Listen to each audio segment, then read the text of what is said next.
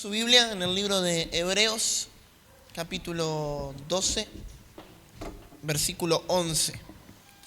Hebreos 12, 11. Hace unos años atrás hablaba en el aula donde me tocaba dar clases con un grupo de alumnos cristianos. Y era muy lindo porque, sobre todo con los adolescentes, se armaban unos debates muy lindos, porque yo trabajaba en un colegio cristiano y había mucha diversidad denominacional, o sea, venían chicos que pertenecían a iglesias de diferentes denominaciones y obviamente algunos con pensamientos muy opuestos, algunos muy confrontadores unos con los otros, ¿no? Con respecto a teologías, enseñanzas y demás. Y a veces surgían temas muy lindos dentro de la clase y se armaban debates. Y había algo que yo siempre les decía a los chicos, y era que yo no buscaba convencer a nadie, o sea, yo no buscaba de que nadie acepte mi postura como una verdad absoluta, pero yo sí quería que ellos piensen, que ellos puedan razonar. Yo les decía, si yo logro que ustedes piensen y que ustedes razonen la Biblia, no solo que la lean, sino que piensen y que razonen y que se hagan preguntas, yo me voy a sentir satisfecho como docente. Porque lo que nos lleva a aprender justamente es que nosotros nos hagamos preguntas y no aceptemos todo como verdades absolutas, lo que nos dicen o lo que nos enseñan. Yo siempre les digo a los discípulos que como pastor, nosotros aceptamos críticas, aceptamos sugerencias, aceptamos que nos digan, pastor, esto no me parece, o por qué hacemos esto dentro de la iglesia, porque no me parece, pero hay algo que yo siempre les digo y es siempre con la Biblia en la mano. Si usted quiere argumentar conmigo, tenga en cuenta que hay algo que no sirve. O sea, hay un argumento que a mí no me sirve, por lo menos, si usted quiere argumentar conmigo. No me sirve el yo pienso y no me sirve el yo creo. Y no me sirve el a mí me enseñaron. Bien, no me sirve el yo pienso porque la Biblia no se basa en lo que nosotros pensamos. No me sirve el yo creo o yo siento porque la Biblia tampoco se basa en sentimientos y en emociones. Y no me sirve el a mí me enseñaron porque aceptar lo que otros nos enseñan sin hacernos preguntas también nos puede llevar a equivocarnos, porque dice la Biblia que un ciego no puede guiar a otro ciego. Entonces, ¿qué pasa? Uno puede dar como verdad absoluta. Yo he debatido con gente y yo le decía, explícame bíblicamente esto. Y me decía, no te lo puedo explicar, pero yo creo que es así. Y le digo, ¿y por qué crees que es así? Y porque a mí me lo enseñaron así, me dice, mi pastor me lo enseñó así. Y le digo, ¿y tu pastor no puede estar equivocado? Yo como pastor puedo estar equivocado. Miren, hay pastores que dicen que creen que porque son los apóstoles, o porque son los pastores, o porque son los profetas, nadie les puede refutar absolutamente nada. Y yo a usted le voy a decir todo lo contrario. Todo lo que yo le enseño, usted tiene el deber y el derecho de llevarlo a la palabra. Esto que me está diciendo el pastor es correcto.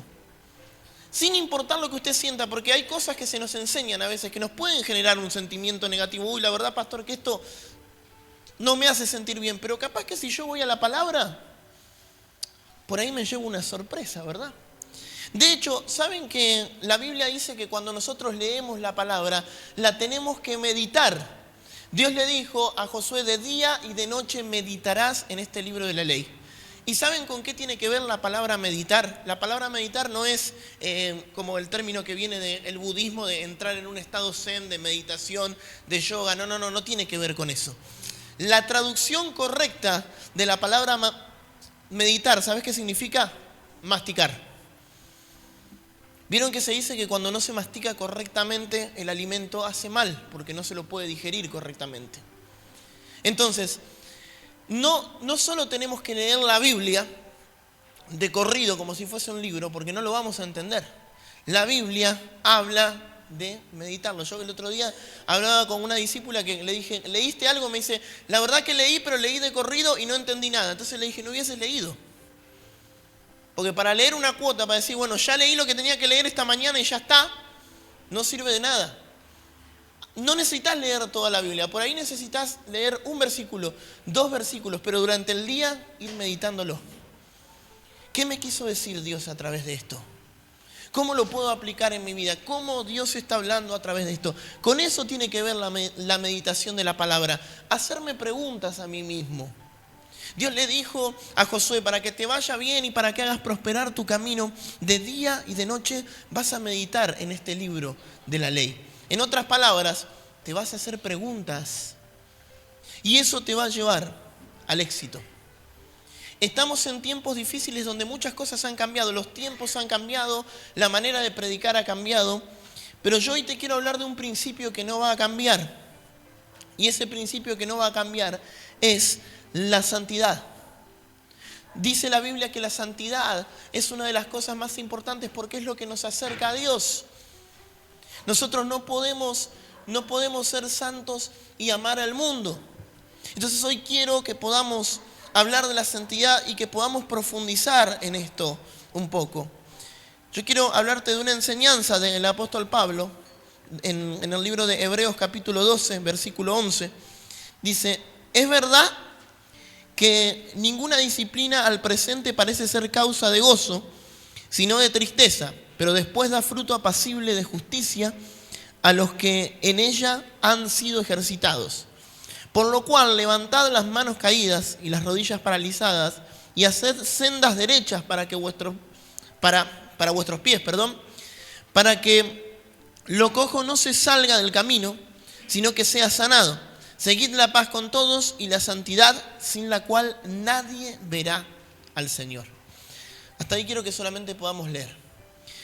Me sorprende cómo está hablando el apóstol a la iglesia en este tiempo, porque lo primero que le está diciendo es que estamos viviendo un tiempo donde parece nada ser causa de gozo. O sea, dice, todo lo que nos está pasando no está lindo. Todo lo que nos está pasando no nos está gustando en este tiempo. Parece que lo que nos pasa no es una causa para estar alegres. Pero les está diciendo, en otras palabras, yo lo estoy parafraseando, sigan haciendo las cosas bien. Dice la Biblia en otro pasaje que no nos cansemos de hacer el bien porque dice que a su tiempo vamos a cosechar cuando nosotros hacemos las cosas bien. El tiempo donde más tentados nos sentimos a hacer las cosas mal son los tiempos donde todo sale mal. ¿Cuántas veces dijiste, me está saliendo todo mal, entonces largo todo porque me está saliendo todo mal? ¿Para qué me esfuerzo por estar en santidad? ¿Para qué me esfuerzo por hacer bien las cosas? Si los que hacen mal las cosas aparentemente les va bien. Es difícil mantenerse. Ahora Pablo les dice, aunque la situación en la que hoy están no sea linda, no sea buena, sigan haciendo las cosas bien. Porque tarde o temprano eso va a dar fruto. Y dice, levanten las manos del caído y manténganse haciendo lo correcto para que el que está cojo, para el que no está firme en el camino del Señor, pueda firmar sus pies. Yo quiero decirte algo, aunque no lo creas, y a muchos se les haga difícil creer, sos ejemplo y sos testimonio. Y uno puede decir, ¿ejemplo de qué? Ya el hecho de que congregues en una iglesia sos ejemplo. Ya el hecho de que congregues en una iglesia sos testimonio. Y podés hacer que otros quieran ir a la iglesia o que otros nunca quieran saber nada con la iglesia a causa de tu conducta y tu comportamiento. Entonces Pablo lo primero que les decía es, los están mirando, manténganse firmes en lo que hacen para que está ahí tambaleando, no diga, bueno, si aquel que va a la iglesia hace lo que quiere, yo también hago lo que quiero. Son ejemplos y son testimonio. Y por último termina diciendo lo más hermoso de este pasaje. Dice, sin santidad nadie verá a Dios. Procuren la santidad porque si ustedes no tienen santidad, nadie puede ver a Dios si no tiene santidad. Ahí nos damos cuenta de lo importante que es la santidad. Estamos en un evangelio que ha crecido, que ha cambiado, que ha evolucionado, aunque los principios de Dios son los mismos. Pero se ha perdido dentro de la iglesia hablar acerca del concepto de la santidad. Hablamos de la gracia y a veces confundimos la gracia con un permiso para pecar, ¿no? Estamos en la gracia, Dios perdona cualquier cosa, Dios perdona todo, pero nos hemos olvidado de hablar de la santidad. Y dice la Biblia que la santidad es tan importante porque sin la santidad nadie verá a Dios. O sea, Dios pone la santidad como un requisito para la salvación. Y acá nos podemos meter en otro debate más adelante si quieren, si la salvación se pierde o no. O sea, hay gente que se cree que porque hizo una oración de fe un día y pasó al frente y lloró, ya es salva y ya está, y la salvación no se va a perder nunca y pueden hacer lo que quieren con su vida. Y la Biblia no me dice eso, la Biblia dice que me tengo que ocupar de mi salvación con temor y temblor. Hay mala interpretación de ciertos pasajes bíblicos, no, porque el arras del Espíritu, porque cuando Dios te marca como el ganado, ya sos propiedad de Dios. Miren, mi mamá, de chiquito, a todos mis objetos le ponía la marca con mi nombre, y yo los perdía igual. ¿Usted se cree que porque marque algo no se puede perder? Perderse o no es una elección. Hay gente que hace una oración de fe y después hace lo que quiere con su vida y dice, no, ya soy salvo, listo, el Señor me marcó. Mentira. La salvación se puede perder. Por eso Pablo decía, ocúpense con temor y temblor. Si yo no la puedo perder, ¿para qué me voy a ocupar? ¿Para qué la voy a cuidar a la salvación si no me puedo perder? ¿Se entiende? Entonces, fíjense lo que dice, sin santidad nadie verá a Dios. Por eso es que el mismo Jesús enseñó, en una enseñanza dijo, si ustedes son hacedores de maldad, Dios nunca los conoció. No importa si echaron fuera demonios, no importa si predicaron el evangelio, si hicieron milagros, prodigios, nunca los conoció el Señor porque son hacedores de maldad. Podemos perder nuestra salvación. Por eso es que el apóstol Pablo habla de que cuidemos que nuestro nombre no sea borrado del libro de la vida. Nuestro nombre puede ser borrado. ¿Qué es lo que quiero que entiendas? Sin santidad nadie verá a Dios. Si le enseñamos a la gente motivación en la iglesia, está bueno. Si le enseñamos desarrollo personal a la gente, está bueno. Es parte del evangelio motivar a las personas. Pero si no hablamos sobre la santidad, las personas se pierden. Si no hablamos sobre la santidad, las almas se pierden. La iglesia contemporánea ha perdido el mensaje de la santidad. Ahora, antes de hablar qué es la santidad, yo te quiero decir qué no es la santidad. Porque a veces podemos llegar a confundir lo que es o no la santidad. Primero, la santidad no es un modelo terminado, sino un camino progresivo.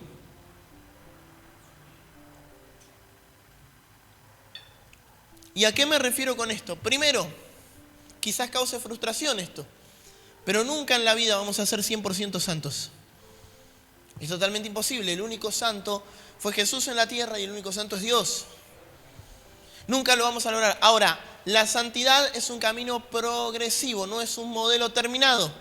Cuando usted ve a alguien que practica la santidad, a veces uno se puede sorprender y uno puede decir, qué santo que es fulanito, o qué santo que es tal pastor, o qué santo que es tal apóstol, o tal persona que predica, o tal hermano que viene a la iglesia.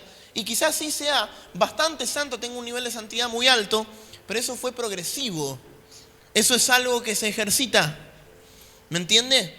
No fue que una persona se levantó de un día para el otro y dice, a partir de hoy odio el pecado, todo lo tengo por basura, como decía el apóstol Pablo, y solamente me ocupo de las cosas espirituales. Eso es mentira. No nos levantamos de un día para el otro santos. Tuvo un encuentro con el Señor y fue santo. No, hay un montón de personas que tuvieron un encuentro real con el Señor, pero que tardaron años en ponerse las pilas y comenzar a hacer bien las cosas. Entonces yo hoy quiero que entiendas de que no es santidad un modelo terminado. La santidad es algo que se da en nuestra vida de manera progresiva. Y a mayor comunión con el Señor, más santidad el Señor te pide. Yo quiero que entiendas algo. Hay cosas que Dios te va a ir pidiendo que quizás antes no te pedía. ¿A cuánto le pasó que uno dice, no sé, Dios nunca me había pedido esto, pero ahora me lo empezó a pedir? Yo no sabía que esto estaba mal, o yo no pensé que esto me hacía mal, o no sé en qué me afecta esto, pero Dios me lo comenzó a pedir a partir de ahora. A mí me ha pasado, en muchos aspectos de mi vida, en mi manera de vestir, en mi manera de pensar, en mi manera de hablar. Muchas cosas que digo, Dios no me las había pedido nunca, pero ahora el Señor empezó a tratar conmigo de esta manera. Y es personal. Y ¿sabés qué tiene que ver? Que mientras más nos acercamos al Señor, mientras más comunión tenemos con Él, mucha más santidad el Señor nos va a demandar. Entonces la santidad es un camino progresivo, no es de un día para el otro. Yo te voy a decir algo y quizás hay personas que no me hayan entendido esto, ¿no? Pero hay gente que me dice, yo no quiero ir a la iglesia porque te ponen un montón de reglas, un montón de normas, te dicen todo lo que no tenés que hacer y yo no quiero ir por eso, porque me van a decir todo lo que no tengo que hacer. Y yo, ¿sabés qué le digo a la gente? Mirá, vos podés venir a la iglesia y hacer lo que quieras. Y no, pastor, pero ¿cómo le va a decir eso?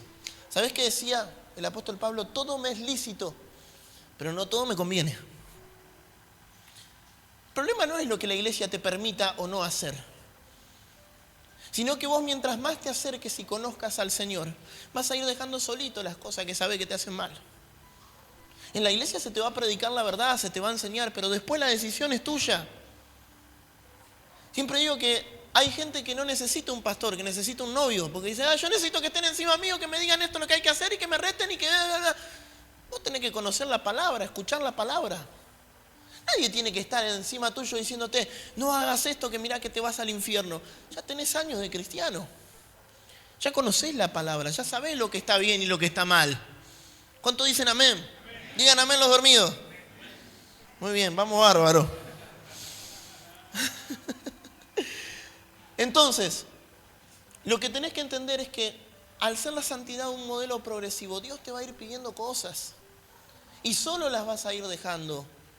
Y solo vas a sentir la necesidad de acercarte cada vez más al Señor. La santidad no es un modelo terminado. La santidad no es una imagen exterior, aunque muchos crean que sí. Hay gente que cuida la imagen exterior y está bien, está bien. ¿Por qué? Porque muchas veces la imagen exterior demuestra cómo nosotros estamos adentro. Pero hay gente que vive solo de apariencias. Hay gente que vive solo de lo que se muestra, de lo que se ve para afuera. Dice la Biblia que Jesús fue un día a buscar fruto en una higuera y dice que encontró hojas. Saben que muchas higueras a veces se quedan con las hojas y nunca dan fruto. Las hojas son solamente una apariencia. Y dice que Jesús maldijo la higuera. Jesús llamó a los escribas y fariseos sepulcros blanqueados. ¿Sabes por qué? Porque por fuera se veían bien, se veían pulcros, se veían limpios, vestían con oro algunos, vestían con lo mejor. Sin embargo, por dentro estaban sucios, estaban podridos. Porque la santidad va más allá de una imagen exterior. La santidad tenía que ver con el estado del corazón. Yo me congregué en una iglesia muy legalista cuando era joven, cuando era adolescente, y era muy cerrada, muy legalista, y el pastor decía que si vos no te ponías saco y corbata no estabas en santidad. Y la mayoría de los que estaban adelante tenían saco y corbata, estaban en pecado. Algunos delincuentes, otros adúlteros, un desastre, pero sin embargo se veían bien. A través de la imagen exterior se lo juzgaba. Entonces santidad no es una imagen exterior. La santidad no es juzgar a los demás. Hay gente que cree que porque juzga lo que otros hacen mal es más santo. Mirá, el que juzga es el primero que tiene que revisarse. ¿Sabés qué decía el apóstol Pablo? Que el que se crea santo, que se santifique más y que cuide que no falle, que cuide que no caiga. El que crea que está caminando por el camino correcto y critica a los demás, ese es el primero. ¿Ustedes vieron alguna vez por ahí los que tienen hijos chicos o los que ven a otros niños jugar quizás? ¿Te das cuenta cómo funcionan los chicos muchas veces? ¿Qué es lo que hace un chico cuando vos lo retás porque hace algo mal? Llora, pero también te señala el otro que está haciendo algo peor, como para que no lo retés tanto. ¿No? Yo los reto a mis hijos y me dicen, no, pero mi hermano y mi hermana, mirá lo que hace. ¿No? Y juzga y señala al otro como para alivianar la carga sobre sí mismo y los dos quizás o los tres son igual de culpables. Pero a veces como cristianos tomamos esta actitud. A mí me da gracia porque yo lo vivo mucho, lo vivo en el grupo de alabanza, en protocolo, en todas las áreas. No quiero que nadie se enoje, el que quiera se pone el poncho, no hay problema. Pero a veces los que más juzgan son los primeros que fallan. Pastor, qué irresponsabilidad la iglesia, llegan todos tarde, el primero que llega tarde o la primera que llega tarde. Pastor, mirá cómo se viste aquel y él o ella anda con todas las carnes al aire. Los primeros que juzgan. Juzgan a los demás, pero no se examinan a sí mismos. Entonces la santidad es un autoexamen. Es poder analizar nuestra propia vida y ver, Señor, ¿en qué te estoy fallando yo? Porque, mire, usted no se va a ir al infierno por las cosas que hace mal el otro. A veces hacemos tanto énfasis en lo que los demás están haciendo mal y no nos vamos a ir al infierno por lo que hacen mal los demás. Nosotros vamos a rendir cuentas por nosotros mismos. Bueno, en el caso de los pastores tenemos una responsabilidad mayor porque rendimos cuenta también por lo que les enseñamos a ustedes. Por eso es importante que leamos y meditemos la Biblia, como decíamos hoy. Porque nos vamos a ir al infierno siendo juzgados por lo que enseñamos a otros. Pero la salvación es personal. Usted es responsable de su salvación y de lo que usted hace. Entonces, cuando usted le marquen algo que está haciendo mal, no señale lo que está haciendo el otro. Porque santidad no es juzgar o señalar a otros. Santidad es entender lo que yo estoy haciendo mal, lo que yo necesito cambiar. La santidad es un estado del corazón que refleja la intimidad con el Señor. Se lo voy a repetir. La santidad es un estado del corazón que refleja la santidad con el Señor. Yo le voy a decir algo y no quiero que lo tome como algo místico, es algo que me pasa y a muchos de ustedes seguramente les debe pasar también. Yo me acerco a una persona y sé si esa persona tiene intimidad con el Señor o no. Yo me acerco a una persona y sé si esa persona tiene santidad, está en santidad o no está en santidad. Y por lo general los que más juzgan son los peores. Así que ya tiene el primer parámetro. Cuando usted ve a alguien que le vive señalando defectos de los demás, con la excusa de no, yo no juzgo, yo te cuento para que ores. Mentira, esos son los machumbas. Te vengo a contar para que ore. Ore usted en su casa. Y no ande hablando porque el que ora no habla. El que ora solo ora. Entonces usted quiere saber si alguien está en santidad. Usted lo va a sentir, usted se va a dar cuenta cuando está delante de una persona que tiene intimidad con el Espíritu Santo. La santidad es un estado del corazón. Escuche, porque esto es muy importante. La santidad es respetar el trato personal de Dios con cada uno. Dios no trata con todos igual. Hay cosas en la Biblia que son estándar para todos. Por ejemplo, cuando la Biblia habla de los 10 mandamientos que tienen que ser respetados, si usted quebranta uno de esos mandamientos, usted está pecando. Pero hay cosas que Dios le puede pedir a cada uno de manera individual y no significa que para otros sea pecado. Por ejemplo, para el pueblo judío había ciertos alimentos que ellos no podían comer, pero era una cuestión cultural, no era parte de la ley de Dios. Esto se lo quiero aclarar. Vieron que hay gente que dice, yo no como morcilla por el tema de la sangre, por esto, por el otro, por aquello. Yo no como ciertos animales de pezuña, que los judíos no comían ciertos animales. No, porque la Biblia dice esto, y eso eran cuestiones culturales. Un día podemos adentrarnos más que nada ahí en eso, así yo le explico bien el contexto, porque ciertos alimentos tenían parásitos, no se podían cocinar, entonces eran considerados inmundos para los judíos. Pero hoy podemos cocinar de todo y podemos comer de todo. Y el mismo apóstol Pablo dijo que nadie os juzgue ni en comida ni en bebida.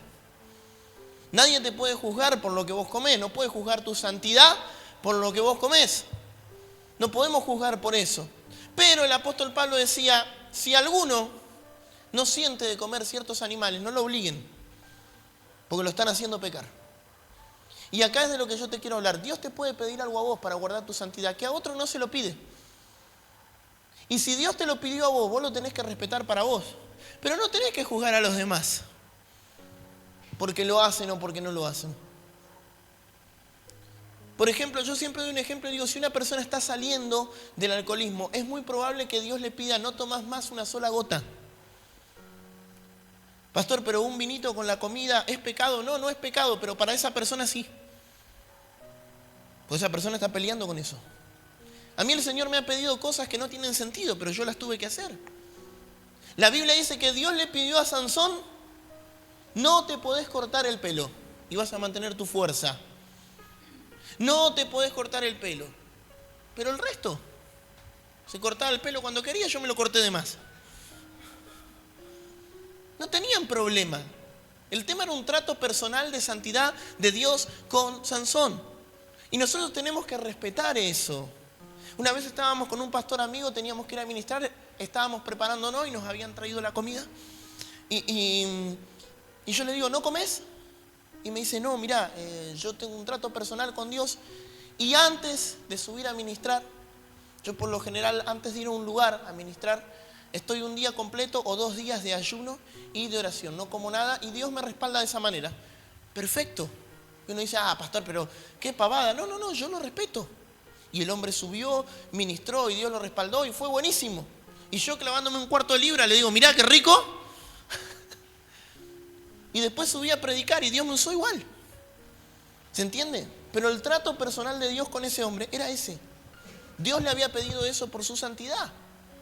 Entonces, lo que quiero que entiendas es que a veces Dios te puede pedir cosas en favor de la santidad que quizás no entiendas. Y quiero cerrar con esto, porque a pesar de que lo dejé para lo último, esta es la parte más importante de este sermón, de este mensaje. Así que los que cortaron ya el video a la mitad se la perdieron, los que estaban mirando. Esta es la parte más importante. Yo seleccioné este título. Santidad selectiva. No hay pecado más grande que la santidad selectiva. Porque ¿sabes qué es la santidad selectiva? La santidad selectiva es hipocresía. La santidad selectiva es elegir para qué me conviene ser santo y para qué no me conviene ser santo. Fíjense que tenemos una persona ahí orientada, hablando de la santidad, pero de un lado tiene la verdad y del otro lado tiene la conveniencia. Y saben, esa es la peor santidad. Porque la santidad no se cuida con los grandes detalles, sino con los pequeños detalles. A veces en nuestra vida uno trata de cuidar los grandes detalles. Y está perfecto cuando uno dice, pastor, yo soy una buena persona. Yo no soy un ladrón, no soy un asesino, no soy un adúltero, no soy un violador, no hago nada mal. Pero hay pequeñas cosas en tu vida que te permitís. Y decís, bueno, como no hago todo lo otro, pastor, una mentirita blanca de vez en cuando. No hay mentiritas blancas ni mentiritas chiquitas. Ni hay un infiernito chiquito para los pecados más chiquitos. No lo hay. Pastor, de vez en cuando, una borrachera ahí, poneme un poquito alegre, con los amigos, con los parientes. No pasa nada. Santidad selectiva es peor que la hipocresía. Yo veo la hipocresía a diario en el evangelio en general, en aspectos generales, no solamente en esta iglesia. Gente que se ha ido de la iglesia porque no entendieron la palabra o porque no hicieron una pregunta, porque creían que estaban quebrantando su santidad y no se dan cuenta que quebrantan la santidad en cosas más grandes. Hace unos meses atrás hicimos un evento acá en la iglesia, trajimos un pool para que los chicos jueguen, estuvieron ahí jugando. Trajimos solamente un pool. No trajimos cerveza, no trajimos alcohol, no hicimos un boliche bailable. Trajimos un pool para que puedan jugar al pool. Un juego, una mesa y unas pelotitas que se embocan en un agujerito. Nos criticaron. Nos sacaron mano. Iglesias de Campana nos dedicaron prédicas, los bendigo en el nombre de Jesús. Hablando mal de nosotros. No, porque la santidad. Y una persona me dice, pastor, me voy de la iglesia porque trajeron un pool. Y le digo, ¿cuál es el problema con el pool? Y que el pool está dentro de los bares. Y le digo, bueno, pero dentro de los bares también hay sillas. ¿Qué hacemos? Sacamos la silla, todos parados el domingo, porque en los bares hay. También hay luces, hay sonido. Cantamos a capela. No, pastor, pero la santidad, se metió el pool dentro de la iglesia. Y la misma persona está en fornicación hace más de 20 años porque no está casado con su esposa. Su hijo está en fornicación porque también está juntado con una chica. Pero vienen a la iglesia, no juegan al pool, pero fornican. No juegan al pool, que la Biblia específicamente no tiene ningún versículo que dice que no se puede jugar un juego por entretenimiento. Pero la Biblia habla de la fornicación. Peña folclórica, cuando hicimos la peña, algunos el grito en el cielo, no, porque la santidad, porque las canciones seculares arriba del púlpito. ¿Dónde dice la Biblia que hay canciones seculares y hay canciones cristianas? La música es música, nada más, y toda la creación alabe al Señor. Si usted va a cantar un buen mensaje con las canciones, ¿cuál es el problema? No, pastor, pero ¿cómo vamos a cantar una chacarera arriba del púlpito? ¿Usted sabe cómo se llamaba la música tradicional de un pueblo? Folclore. ¿Sabe con qué adoraba el pueblo de Dios al Señor? Con su folclore. Porque la música tradicional se llama folclore. En tal caso, si vamos a hacer lo que se hacía antiguamente, no tenemos que usar los instrumentos eléctricos tampoco. Tendríamos que tocar con los instrumentos que se tocaban en ese momento. Santidad selectiva, seleccionamos para qué somos santos. No, las canciones seculares. Pero las mismas personas después que se quejaban porque cantábamos una chacarera arriba del púlpito, son las personas que afuera de la iglesia andaban robando. Y saben, está mal cantar una chacarera en el púlpito, pero robar no está mal. Salen de la iglesia y se prenden un pucho, pero eso no está mal, eso no quebranta la santidad de una chacarera. ¿Se dan cuenta cuánta hipocresía que tenemos? Santidad selectiva. Elegimos para qué vamos a ser santos y para qué no.